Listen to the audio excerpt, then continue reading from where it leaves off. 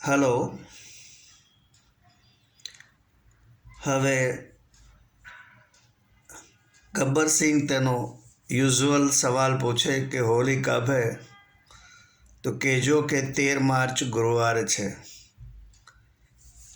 પણ હવે પછી એક તિથિ ધોરણ રાખતો જા ભાઈ. કાલિયાને કહી દે કે રામગઢ જતા આવતા લઈ આવે. ચાલો આજે આપણે હોળી વિશે વાત કરીએ. બ્રહ્માના પુત્ર દક્ષને અનેક સુંદર પુત્રીઓ હતી.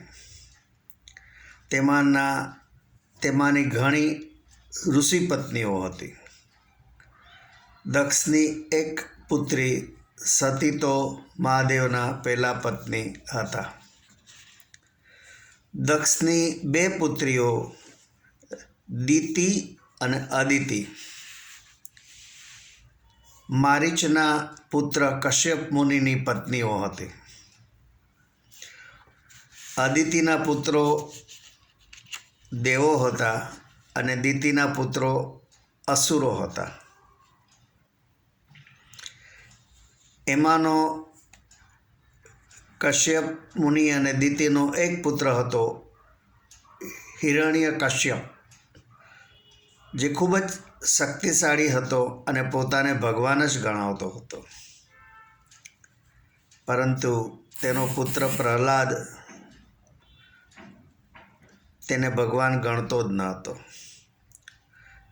પ્રહલાદ તેના નાના દક્ષની જેમ વિષ્ણુ ભક્ત હતો. હિરણ્ય કશ્યપે બ્રહ્માજીનું કઠોર તપ કરી અમરત્વનું વરદાન પ્રાપ્ત કરેલું.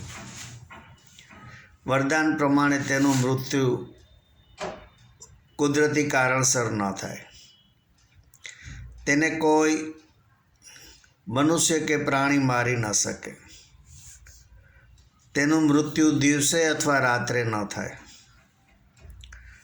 તેનું મૃત્યુ ઘરમાં કે ઘરની બહાર ન થાય. કોઈ પણ શસ્ત્ર તેને મારી ન શકે.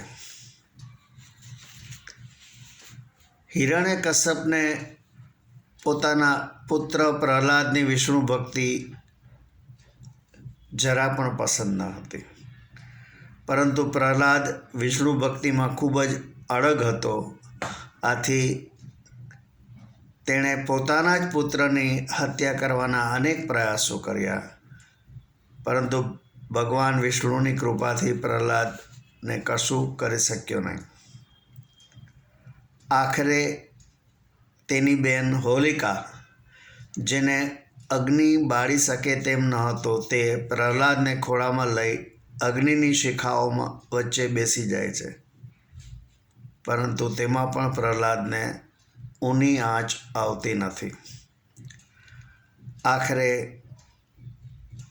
ભગવાન વિષ્ણુ હિરણ્ય કશ્યપના વરદાનમાંથી લૂપ હોલ શોધી નરસિંહ અવતાર લે છે, જે મનુષ્ય પણ નથી અને પ્રાણી પણ નથી.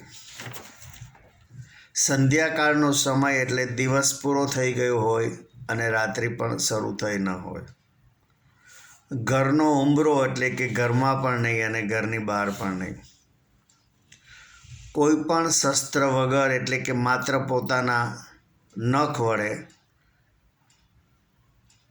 નરસિંહ ભગવાન હિરણ્ય કશ્યપનો વધ કરે છે. હોળી દહન એટલે આસુરી શક્તિ સામે દેવી શક્તિનો વિજય. Victory of good over evil. નાનપણમાં મેં ખૂબ જ મોટી હોળી જોઈ છે, જે આખી રાત ચાલતી. સમય જતાં તેની સાઇઝ ઘટતી ગઈ.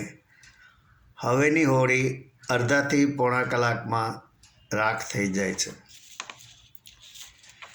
હવે લોકોને હોળી કરતાં ધૂળેટીના તોફાન મસ્તીમાં વધારે રસ હોય છે. સામાન્ય રીતે હોળીના ગાળામાં ઘણાને એલર્જીક રિએક્શન્સ થતા હોય છે. કદાચ તેની જ સામે રક્ષણ મેળવવા ધાણી ખાવાનું મહત્ત્વ રાખેલું છે. આપને મારો આ વિડીયો ગમ્યો હોય તો લાઈક કરજો, આપના ગ્રુપમાં શેર કરજો અને મારી ચેનલને સબસ્ક્રાઈબ કરજો. આભાર. આવજો.